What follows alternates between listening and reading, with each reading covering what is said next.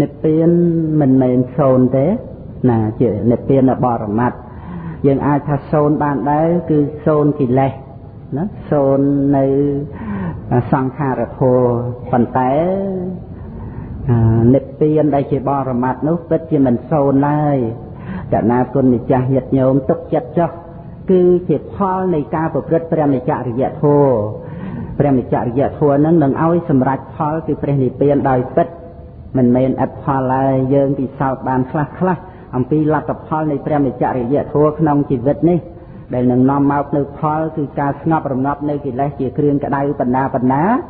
នឹងក៏យើងឃើញថាជាផលដែលត្រូវបានសម្រេចល្អអស្ចារ្យក្នុងការដែលមានកុសលធម៌គឺក្នុងសន្តាននៃចិត្តនឹងដូចជាស្រុកនគរដែលល្អប្រសើរសប្បាយរីករាយវិមានឧទ្យានរបស់ទេវតានឹងយ៉ាងណាវាមិនទាន់ល្អប្រសើរថ្លៃថ្លាដូចផលនៃកុសលធម៌ដែលចម្រើនក្នុងសន្តាននៃចិត្តទេផលនៃកុសលធម៌ដែលចម្រើនក្នុងសន្តាននៃចិត្តនេះស្ងប់សុខខ្សែមនឹងជីវិតរស់នៅព្រឹត្តទៅយ៉ាងណាគឺអាចដើម្បីនឹងរីករាយដោយសេចក្តីស្ងប់ខ្សែមបានជានិច្ចមានសេចក្តីសន្តោសប្រព្រឹត្តទៅនឹងជាទ្រព្យដ៏ប្រសើរអស្ចារ្យទ្រព្យសម្បត្តិមាសប្រាក់លុយកៈក្នុងโลกនេះទោះជាច្រើនយ៉ាងណាក៏មិនអាចធ្វើឲ្យស្ងប់រងាប់នៅតណ្ហាបានដែរមិនអាចកំចាត់បងនៅការស្រេកឃ្លានក្នុងសន្តានបានឡើយរឹតតែស៊ីរឹតតែឃ្លានរឹតតែបានរឹតតែមិនគ្រប់កាពះតណ្ហាធំរបស់សម្បត្តិក្នុងភព3កាមភពរូបភពអរូបភពដាក់ចូលទៅក៏មិនពេញឡើយកាពះតណ្ហាហ្នឹងអញ្ចឹងប៉ុន្តែដល់ទៅបានទ្របគឺសេចក្តីសន្តោសគឺធ្វើឲ្យកាពះតណ្ហានឹងពេញធ្វើឲ្យឆ្អែតធ្វើឲ្យមានសេចក្តីសុខសែនកាលណាគុណម្ចាស់ដែលមិនតន់ឆាន់ចង្ហាន់ឬក៏មានរឿងអីការអីដែលអត់ចង្ហាន់2-3ថ្ងៃគុណម្ចាស់ក៏ហល់កាហាយអន្ទះសាយ៉ាងណាហើយដល់តែបានចង្ហាន់ឆាន់ញាតិញោមបានបាយពិសាទៅស្ងប់សុខស្រួលយ៉ាងម៉េចយ៉ាងណាមិញ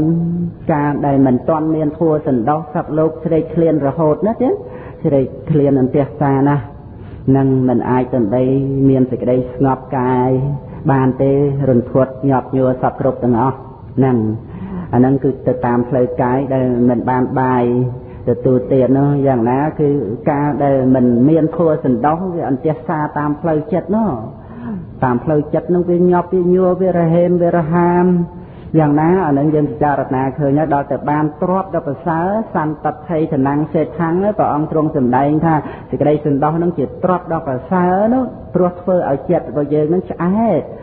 ដល់តែឆ្អែតទៅវាបានទៅបៃតេតាមឲ្យជាឆ្អែតហ្នឹងអញ្ចឹងទៅវាអាចនាំមកនៅបស្សទ្ធិស្ងប់ចិត្តបានហើយដល់បស្សទ្ធិទៅវាអាចជាសមាធិវាអាចទៅជាមានបញ្ញាយថាភូតញ្ញាណទេសនៈឃើញនាមរូបព្រមទៅដោយបច្ច័យអីសពគ្រប់ដោយអំណាចនៃសេចក្តីសន្តោសដែលធ្វើឲ្យចិត្តនឹងឯងស្ងប់មានកម្លាំងមានពលឺភ្លឺស្វាងនឹងប្រព្រឹត្តទៅជាសុខាធម្មាណាដែលយើងចិត្តរៀនដល់ហើយធัวដែលធ្វើឲ្យចិត្តមានពលឺរស្មីវាផ្ទុយអំពីកណ្ហាធម្មាធัวដែលធ្វើឲ្យចិត្តនឹងឯងមិនមានពលឺរស្មីធัวខ្មៅធัวស្អាប់ធัวស្វាងនោះអាហ្នឹងចំណែករឿងកុសលធម៌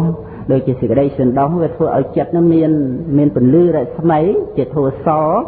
អាចដើម្បីនឹងឃើញអ្វីៗដែលជាអាកំបាំងក្នុងជីវិតបានដោយសពគ្រប់អានេះវាជាលទ្ធផលនៃធម៌បដិបត្តិក្នុងជីវិតដែលកណ្ដាលគុណម្ចាស់ពិសោធន៍ឃើញច្បាស់ចុះតម្រាំដល់ទៅលទ្ធផលនៃលោកតរៈសម្បត្តិរហូតដល់ទៅអរហត្តមគ្គណាអញ្ចឹងគឺរមែងញ៉ាំងប្រយោជន៍យ៉ាងជាក់ប្រកបដល់បច្ចវេកណញ្ញាណនៃព្រះអរិយបុគ្គលនោះគឺព្រះនិព្វានហ្នឹង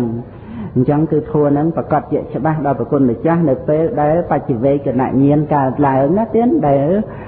មហាកុសលញាណសម្ពយុទ្ធឬក៏មហាកិរិយាញាណសម្ពយុទ្ធហ្នឹងមាននិព្វានជាអារម្មណ៍ក្នុងបច្ចវេកណវិធ័យហ្នឹងគុណចាស់ញាតិញោមប្រុសស្រីហ្នឹងអាចអស់សេចក្តីសង្ស័យក្នុងព្រះនិព្វានហើយសំបីតែបច្ចវេកណញាណរបស់សោតាបណ្ឌបុគ្គលហ្នឹងក៏ជាច្បាស់ក្នុងព្រះនិព្វានហ្នឹងហើយ